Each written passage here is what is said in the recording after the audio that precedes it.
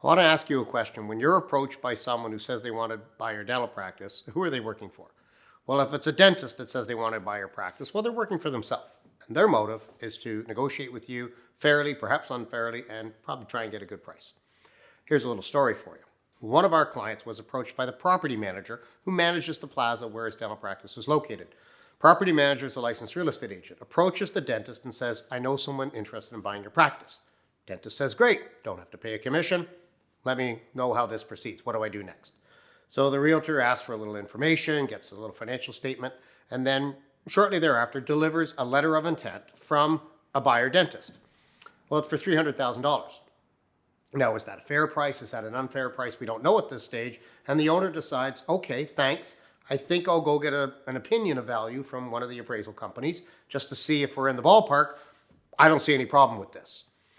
So everything's very innocent at this stage. Now the owner of this practice approaches us. We prepare an appraisal for $542,000. And he says, oh my goodness, I just about sold for $300,000. Thank goodness I called you people. Fair enough. So he calls the real estate agent, property manager, and says, I've had it professionally appraised for a lot more. And the property manager gets upset and says, well, my buyer's not interested. Forget it. And the owner's like, but you just came up with a price. You didn't have an appraisal done. I did. If this is what's fair by a professional firm in the marketplace, why can't we talk on this basis? Well, the reason is that the property manager and the buyer were in partnership and they wanted a deal. And thank goodness the owner had enough common sense to get a second opinion.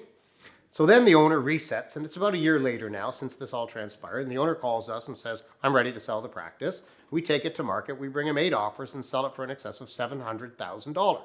Which is another $165,000 or so more than the appraised value, which is more than twice what this inside buyer using the property manager realtor had offered. So you have to ask yourself, who's that real estate agent property manager for the plaza working for? They were working for the buyer, without question, probably in this very distinct financial collusion with them. Secondly, buyers are going to look for a deal if they can get one, and if they can get some real estate agent to find some naive dentist to sell them a practice for less than fair market value, good for them. What I want you to think about right now is when you're approached by anybody, a dental dealer, a lab person, a private buyer, a corporate buyer, your banker speaks to you, anybody comes to you and says, I have a buyer for your practice, stop. Who are they working for? You cannot serve two masters. In the ROI Corporation business philosophy, it's very simple. We have single agency sell-side brokerage, which basically means we only work for the seller. We don't work for buyers.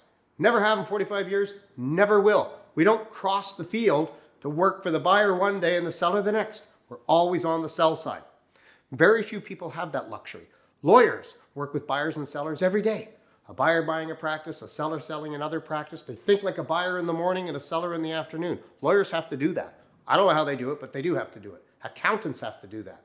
Bankers are often banking the seller, but also trying to finance the buyer because they want to finance buyers. That's what banks do. The ROI Corporation, as a brokerage, never crosses the field. We are a single side, single agency, one master service.